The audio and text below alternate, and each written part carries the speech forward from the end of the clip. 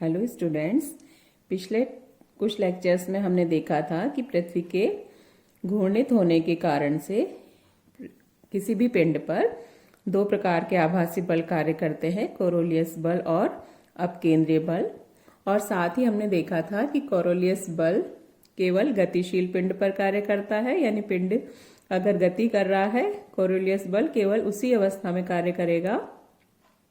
और स्थिर पिंड है तो उस पर कोरोलियस बल और अपकेंद्रीय बल दोनों कार्य करते हैं, लेकिन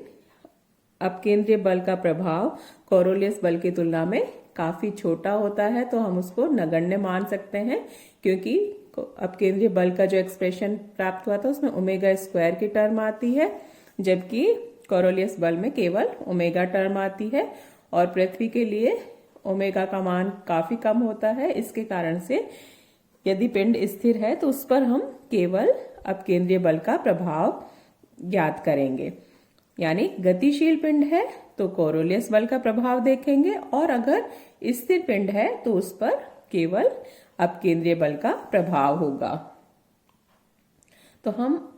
कोरोलियस बल का प्रभाव देख रहे हैं, और फर्स्ट केस जो हम कंसीडर करेंगे वो है ऊर्ध्वाधर गिरते हुए पिंड पर कोरोलियस बल का प्रभाव किस तरह से पड़ेगा। इसके लिए हम एक्सप्रेशन निकालेंगे। तो सबसे पहले तो जैसा हमने लास्ट लेक्चर पे किया था, हमें उसी तरह से स्टार्ट करना होगा कि हम पृथ्वी का पर कोई पिंड P मानते हैं जो कि लैम्डा अक्षांश में स्थित है, और उसके लिए हम जैसे हमने वही उसी तरह से वहां पर हम एक निर्देश तंत्र मानेंगे जो कि 3 एक्सिस, एक उत्तर दिशा में y डैश एक्सिस, पूर्व दिशा में x डैश, और ऊर्ध्वाधर ऊपर की ओर या बाहर की ओर z डैश एक्सिस। इनके i डैश, j डैश और k डैश हैं, वो यूनिट वेक्टर्स हैं। उसके बाद जैसे हमने लास्ट लेक्चर में किया था वही सब करते हुए हमें ओमेगा के लिए एक्सप्रेशन निकालना है कि omega j dash omega cos lambda plus k dash omega sine lambda. तो ये जो भी हम केस करेंगे सब में ओमेगा आएगा, तो ओमेगा के लिए इसी तरह से हम इन्हीं लाइंस पे चलते हुए ओमेगा के लिए एक्सप्रेशन डिराइव करेंगे। तो ये उसी तरह से मान लेते हैं कि माना कोई पिंड लैम्डा अक्षांश में स्थित, और उसी तरह से जैसा उस पे किया तो ओमेगा का जो एक्सप्रेशन आया वो था j dash omega cos lambda plus k dash omega sine lambda. ये हम आप लोगों को डिराइव करके दिखाना होगा, हम पहले कर चुके हैं इसलिए अभी हम डायरेक्ट लिख रहे हैं। तो ओमेगा का वैल्यू ये हो जाएगी, और कोरोलियस बल है उसका मान जो दिया जाता है, कोरोलियस बल का एक्सप्रेशन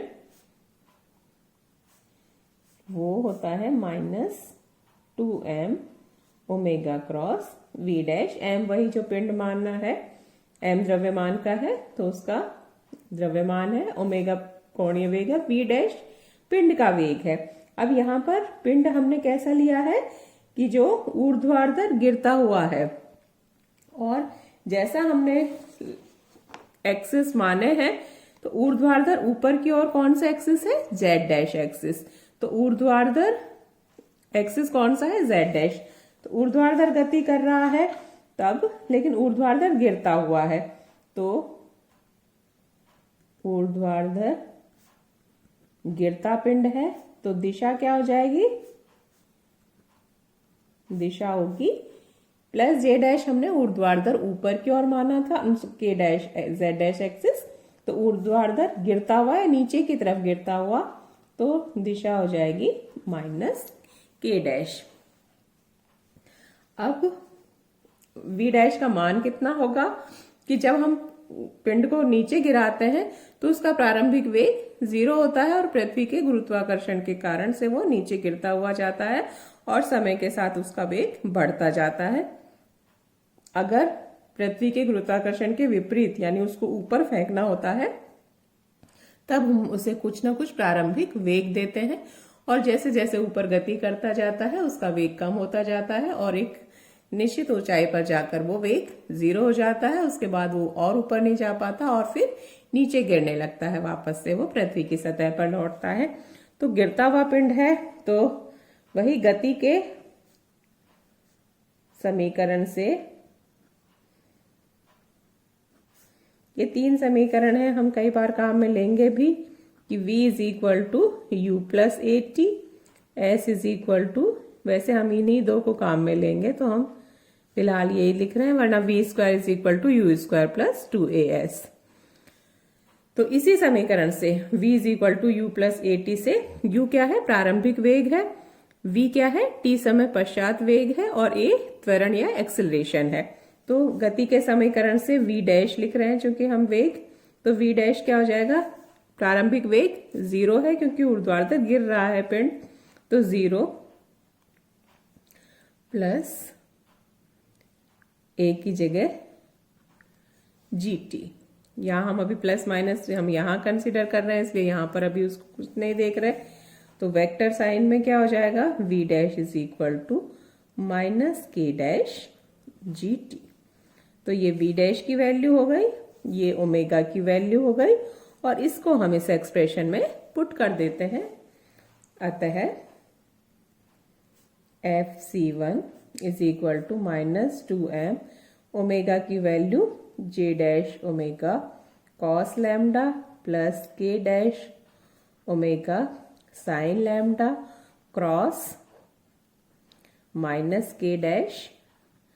gt। अब टर्म्स किस तरह की आएंगी, माइनस 2m, यहां j dash cross k dash omega cos lambda जी टी, और ये माइनस, इसको हम अभी एस बाहर ही रखते हैं, तो माइनस जो इसके साथ था प्लस सेकंड टर्म फिर से वही एक माइनस साइन के साथ होगा, तो k dash cross k dash omega sine lambda G T. फिर से वही क्रॉस प्रोडक्ट है, तो एक साइक्लिक ऑर्डर में i क्रॉस j होता है k, j cross k i और k क्रॉस i j। अगर इनका ऑर्डर चेंज करते हैं तो साइन है वो चेंज हो जाएगा, इसके अलावा जो है वो सब 0 होंगे, जैसे i cross i 0, j cross j 0 और k क्रॉस k 0, क्योंकि जो एंगल है वो 0 डिग्री हो जाएगा उस समय। और i क्रॉस j का मतलब होता है i और j का मैग्नीट्यूड जो 1 होगा इंटू साइन, और i और j के बीच कितना कोण होगा, 90 डिग्री, तो साइन 90 डिग्री का मान 1 होता है इंटू इसका n कैप, तो वो इसके लंबवत यानी k कैप। तो इस तरह से ये आएंगे। बाकी तो यहां पर भी हम सॉल्व करें तो माइनस 2m माइनस है ही पहले से, j क्रॉस के j dash cross k dash क्या हो जाएगा, i डैश के बराबर, तो minus i dash omega cos lambda ji t, या fc1 is equal to i cap हम आगे लिख देते हैं 2m ओमेगा कॉस लैम्डा जी टी। ये क्या बता रहा है, आई डैश, इसका मतलब है बल x डैश दिशा में कार्य कर रहा है। x डैश का मतलब कौन सी दिशा मानी थी हमने, x डैश पूर्व दिशा में, वो प्लस माइनस बाद में निकल के वैसे फिर से भी आ जाएगा कि क्या है, पूर्व होगी, या माइनस में अगर हमें कोई व्यंजक मिलता है तो इसका मतलब माइनस पूर्व दिशा यानी पश्चिम दिशा होगी। तो इससे यह सिद्ध हो गया कि जो बल लग रहा है कोरोलियस बल, वो x डैश दिशा में ही लग रहा है, y डैश और z डैश दिशा में कोई बल कार्य नहीं कर रहा है। तो F होता क्या है, m general expression m into a, या m, अब यहां पर सिर्फ x दिशा में कार्य कर रहा है तो हम सीधे लिख सकते हैं d2x अपॉन dt स्क्वायर। तो यहां भी हम इसी तरह से लिख देंगे, और फिर वही केवल x दिशा में है तो वो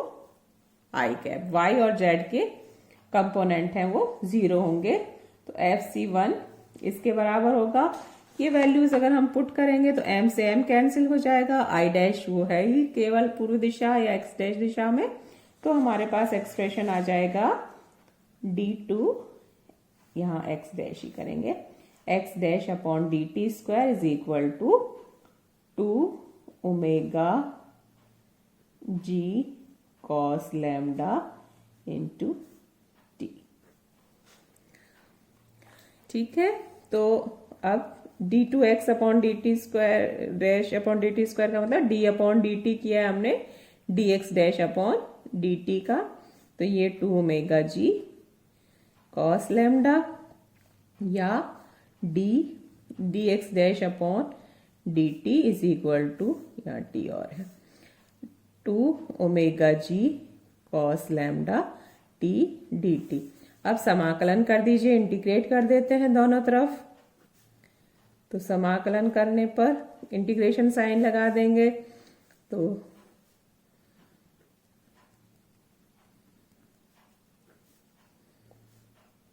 ये सब कांस्टेंट है, t पर डिपेंड सिर्फ यही टर्म है t dt plus a constant of integration, समाकलन नियतांक, जिसकी वैल्यू हम इनिशियल कंडीशन से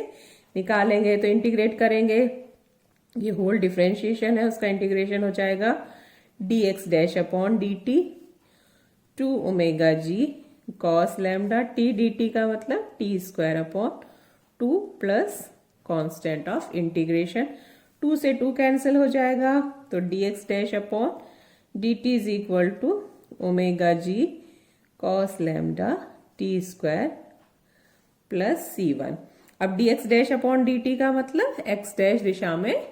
वेग, तो ये x डैश दिशा या पूर्व दिशा में वेग को बता रहा है।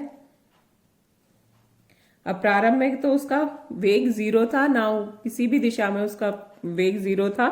तो उसी से कि चूंकि t इज इक्वल टू 0 पर dx dash upon dt equals to 0, तो ये वैल्यूज पुट करेंगे तो c1 इज इक्वल टू भी 0 आ जाएगा, या dx dash upon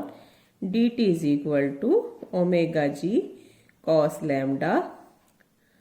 t square. अब इससे फिर से हमें विस्थापन देखना है कि कितना विस्थापन होगा, तो हम इसको फिर से इंटीग्रेट कर देते हैं। तो पुनः समाकलन करने पर फिर से हम उसी तरह से करेंगे कि ये जो dt है इसको t के साथ ले जाएंगे और इसको इसी तरह से रहने देंगे, तो dx डैश का समाकलन is equal to omega g cos lambda constant है, तो t स्क्वायर dt प्लस फिर से कांस्टेंट ऑफ इंटीग्रेशन c2। समाकलन कर देंगे, x dash omega g cos lambda t square का क्या होगा, t cube upon 3 plus c2। वही इंटीग्रेशन जो होता है जैसे xn dx का होता है, x की power n plus 1 upon n plus 1, उसी से हमने ये किया है।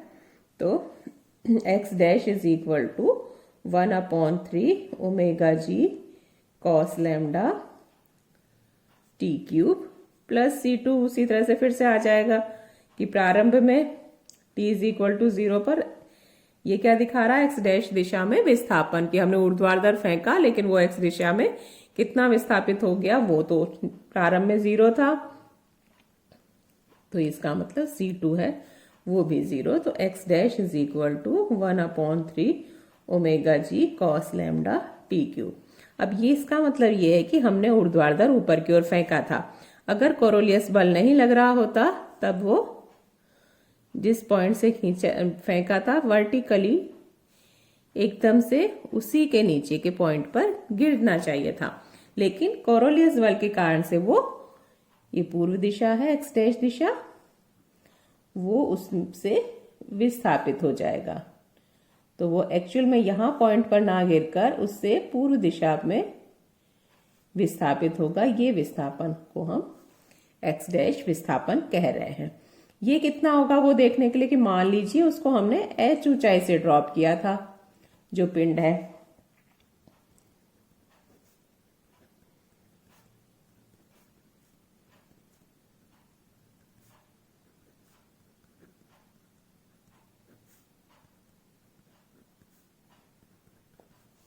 तो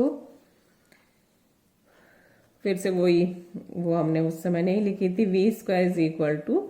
यू स्क्वायर प्लस 2as, तृतीय जो समीकरण है उस समीकरण से v square is equal to, तो या v की यहां जरूरत नहीं है, हमें x की चाहिए तो हम उसी से निकाल लेंगे।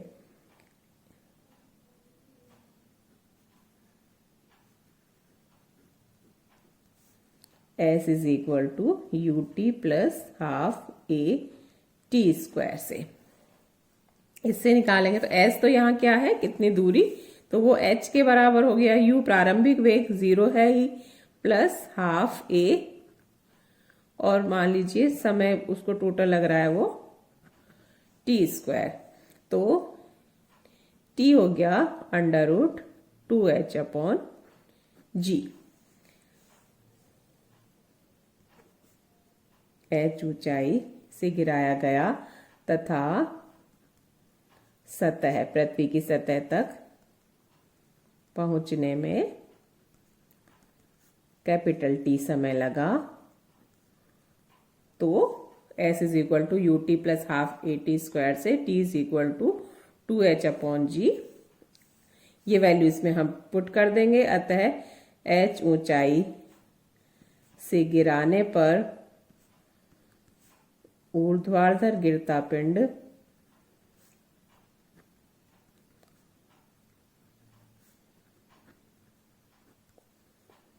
पूर्व दिशा में x डैश दूरी से विस्थापित हो जाएगा, जहां x डैश क्या आएगा, 1/3 omega g cos lambda, t की जगह हम पुट कर देते हैं 2h/g की पावर 1/2 है, और क्यूब पहले से है यानी 3/2, और 3/2 या x dash is equal to 1/3 2h/g omega g cos lambda 2h/g under root या 1/2। तो h से h कैंसिल हो जाएगा, या x dash is equal to 2/3 h omega cos lambda 2h/g under root. या इसको अंदर ले जाकर 8h/ किसी भी तरह से लिख सकते हैं, किसी जगह का ऐसे लिखा हुआ होता है, तो 1/3 h/3 omega cos lambda 8h/g under root. तो ये पूर्व दिशा में विस्थापन होगा। अब ये किस पे डिपेंड कर रहा है, लैम्डा पर डिपेंड कर रहा है, लैम्डा पर डिपेंड कर रहा है। इसका मतलब कि x dash 1/3 h omega cos lambda 2h/g under root. तो जैसे भूमध्य रेखा पर, भूमध्य रेखा पर क्या होता है, लैम्डा की वैल्यू 0 डिग्री, तो भूमध्य रेखीय स्थानों पर लैम्डा की वैल्यू 0, तो कॉस लैम्डा यानी कॉस 0 डिग्री यानी 1, और ये 1 क्या होता है, अधिकतम मान होता है कॉस थीटा का, तो अधिकतम यानी कोरोलियस बल का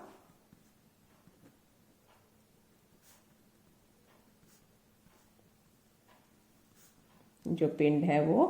पूर्व दिशा में अधिकतम विस्थापित होगा।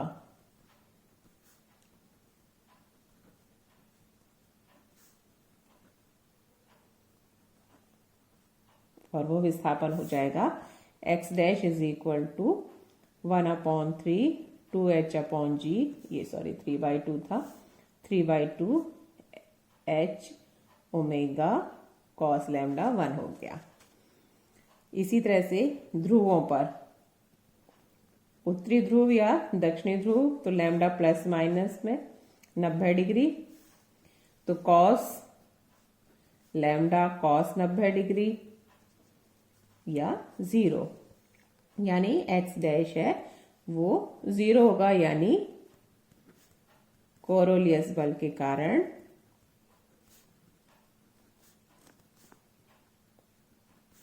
पिंड का पूर्व दिशा में विस्थापन नहीं होगा और वो ठीक उसी जगह पर, और वो ऊर्ध्वाधर ठीक नीचे गिरेगा, कोई प्रभाव उस पर नहीं पड़ेगा। अगर पिंड ध्रुव पर स्थित है तब उसको गिराया जाता है, और भूमध्य रेखीय स्थानों पर है तो ये प्रभाव अधिकतम होगा, और बाकी जगह डिपेंड करेगा कि लैम्डा की वैल्यू क्या है। तो इस तरह से, यानी ऊर्ध्वाधर नीचे की ओर पिंड गिर रहा है तो उस पर कोरोलियस बल के कारण से एक जो बल लग रहा है उसके कारण से वो पूर्व दिशा में विस्थापित हो जाता है, और ये विस्थापन भूमध्य रेखा पर सबसे अधिक होता है। नेक्स्ट केस हम नेक्स्ट लेक्चर में करेंगे। आज के लिए इतना ही।